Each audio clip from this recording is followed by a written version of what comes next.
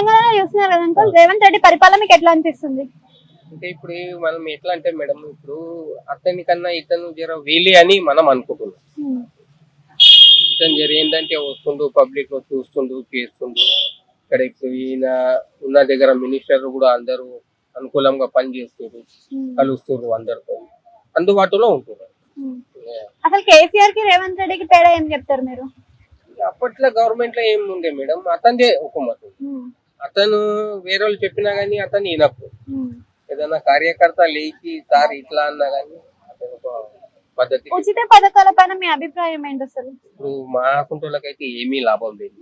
ఉమ్, ఉన్నోళ్ళకే government ఉన్నోళ్ళకే ఇండ్లు వస్తున్నాయి, ఉమ్. ఇండ్లు ఉన్నోళ్ళకే ఇండ్లు వస్తున్నాయి. గరీబ్ అనేది ఒక విధేయం అనేది లేదు. ఓకే. అంటే ఈయన ఇచ్చే పథకాలు పక్కన పెడితే ఇప్పుడు లోకల్ ఎలక్షన్స్ వస్తున్నాయి కదా, జెడ్పీటీసీ ఎంపీటీసీ, మరి అందులో ఎవరు వస్తారు అంటారు? ఏ పార్టీ వచ్చే అవకాశం ఉంది? ఇప్పుడు దానికి ఖచ్చితంగా మనం కూడా ఏమీ చెప్పలేము మేడం. ఇప్పుడు కాంగ్రెస్ ప్రభుత్వం ఉంది, 100% వీలే రావచ్చు. కాంగ్రెస్ రావచ్చు. కాంగ్రెస్ ఓకే. అంటే అధికారంలో ఉన్న పార్టీయే ఇక్కడ లోకల్ లో కూడా వస్తుంది అంటారా? అధికారంలో పార్టీ లోకల్ కంపల్సరీ కదా మేడం. అట్లా వస్తే మరి లోకల్ లో మరి గత మంచి పనులు అవుతాయా? 10 ఏళ్ల తర్వాత వాళ్ళే ఉంది, వాళ్ళ ప్రభుత్వమే నడిచింది. ఇప్పుడు వీళ్ళు ఉన్నారు, వీళ్ళ ప్రభుత్వం నడుస్తారు కంపల్సరీ. ఓకే. ఇప్పుడు కాంగ్రెస్ ఉన్నప్పుడు చూస్తున్నాం మనం 6 పథకాలు అన్నారు, మరి టిఆర్ఎస్ ఉన్నప్పుడు డెవలప్మెంట్ అన్నారు. మరి డెవలప్మెంట్ బాగుందా, పథకాలు బాగున్నాయా?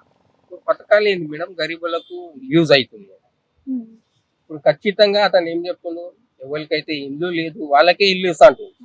ఇల్లు ఇన్నోళ్ళకి మాత్రం ఇల్లు ఇయ్యనంటు. అది ఒకటి మెయిన్ పాయింట్ అండి.